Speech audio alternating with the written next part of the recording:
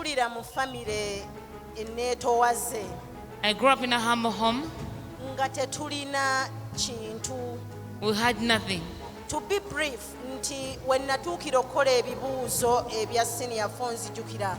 By my senior 4 exam time, Nti ne uniform abaana bampanga mpe. I borrowed uniforms from my friends. Bwe baakuwanga uniform empya, Whenever they would give me a uniform, kati ng'onkwatirwa ekisa. Ng'ompe ye enkadde ebadde. By the time bwe bakuwa empya kitegeeza eri ebadde enkadde. whenever kids would get new uniforms, they would offer to give me their old uniforms. Era natuuka okukola ebibuuzo nga uniform yonna njulifu tetukkirizibwa kwambala masweta. By the time I was doing my exams, I had torn uniforms, yet were not allowed to put on sweaters. Naye nze banzikiriza okwambala esweta kubanga omugongo gwonna gwali bweru. But I was allowed to put on a sweater because the entire back was torn. Engatto bannange be bampanga. It's my friends who would offer me shoes. Naye Yesu anjagadde yanzija mu mbeera eyo yonna. But the Lord has loved me because He picked me from all that poverty. N'ampa omwami. He gave me a good husband. Bwe yampa omwami era naye nga embeera teyali nnungi nga we are still struggling. But still my husband's condition wasn't any better because we struggled. Ne nnoonya emirimu kubanga natuuka ekiseera nga mpulira nina okwebeereramu okusituka nnoonya emirimu. I looked for jobs because I reached a time knowing that I had to work hard in order to be well. I remember lumu nali ngenda door to door mu town. So one time I was moving door to door in town. Nga ngenda mu maduuka g'abayindi everywhere nga ngenda sifaayo. I entered each and every one's shop. Ne nnemererwa era navaayo nga sifunye. Kwe kuyimirira ku street eriko Mukwana Arcade. I failed to get a job, so I stood along the street at Mukwana Arcade. Ne ntunuulira ebizimbe ne ŋŋamba Yesu, mu bizimbe bino byonna obuliddwamu omulimu gw'ompa, oyagala mbeere bwe nti? So when I looked at the shops, I said, God, how can I fail to get a job out of all these blessings? Do you want me to be like this? Nga simanyi nti Yesu ekyanga akiterese.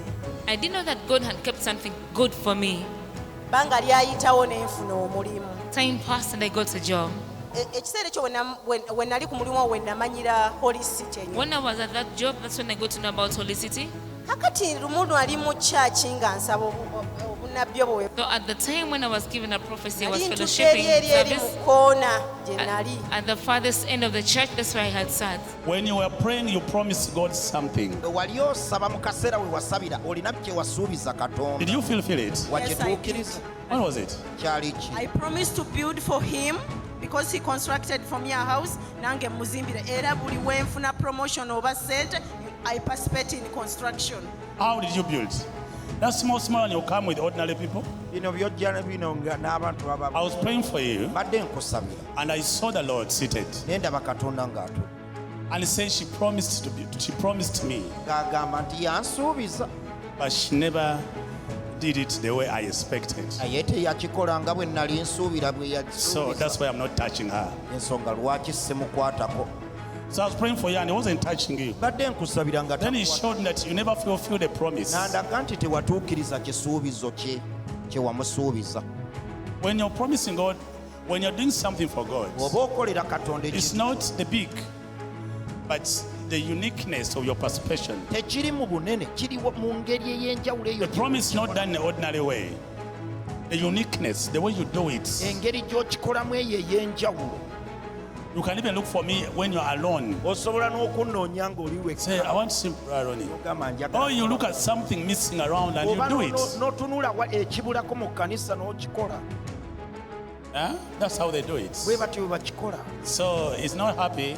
Ngalo ne zifaanana ne feesi. That's why he wasn't touched. But I pray, may Christ forgive you. Ensonga lwaki For he showed to naye save. nkusabira Katonda. Kristo Father, save her life. Kitange lokola obulamu bwe. And let her touch her heart Era leka akwate ku mutima. to be faithful to you. Okubeera omwesimbu. Nenzije wa brother Ronnie nannuŋŋamya n'ambuulira ekyokukola. Then when I came and talked to Brother Ronnie, and he guided me on what to do N'andaga engeri gye nnina okuzimbira Yesu. and how I should construct for the Lord.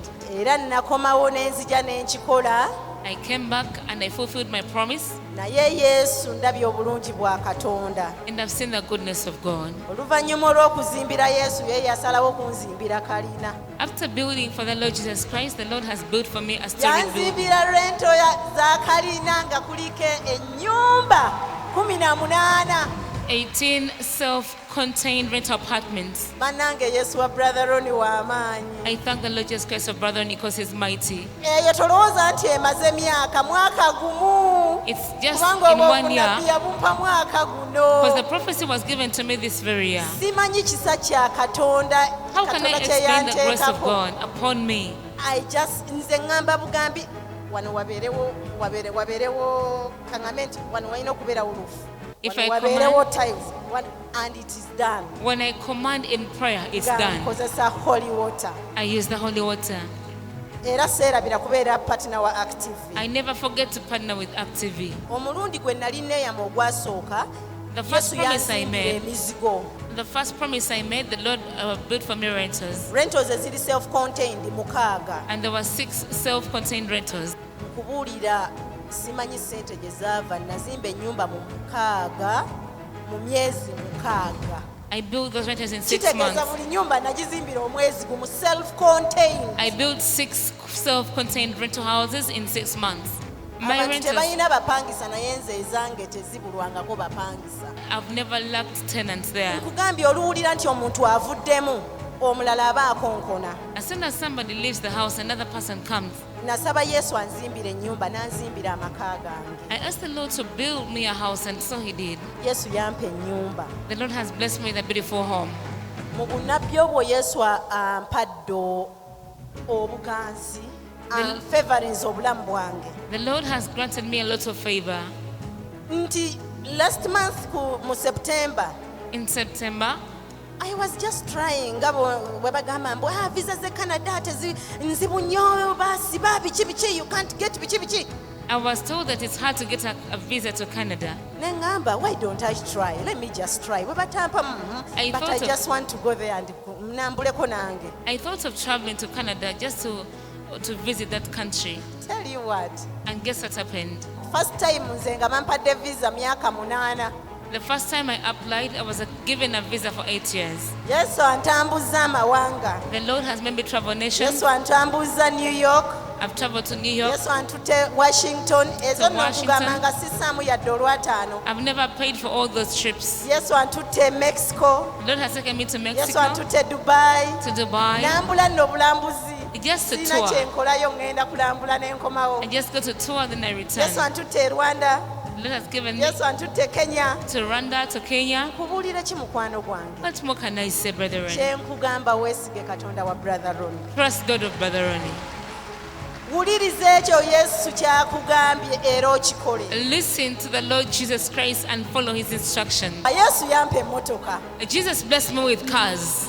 Nalina emmotoka eyasooka n'eyokubiri nga ngenda upgrade nga bwe nafuna n'ekifo Yesu yampa TX nga The sitaddeko Lord yadde has ekifo. given me a TX on top Kati of the other mbuga 2 mbeera cars. nga minisita And now I ride like a naye nga minister. tebamanyi nti kisa kya Yesu kye kinzijjudde. It's the grace of God upon me. I love my God n'obulamu bwange bwonna. I love my God with all my life. Neebaza brother Ronnie I thank Brother Ronnie okunsabira obutakoowa. for praying for me tirelessly. Neebaza Yesu I thank Jesus. okuyita mu brother Ronnie And through Brother Ronnie, nannondayo He picked me n'ambulesinga obulamu and bwange. blessed my life. Neebaza Yesu I thank Jesus. era sigenda kulekerawo okuweereza Yesu And I will wange. never stop serving my Kubanga Jesus. abadde mulungi eri obulamu He's been bwange. faithful to my life.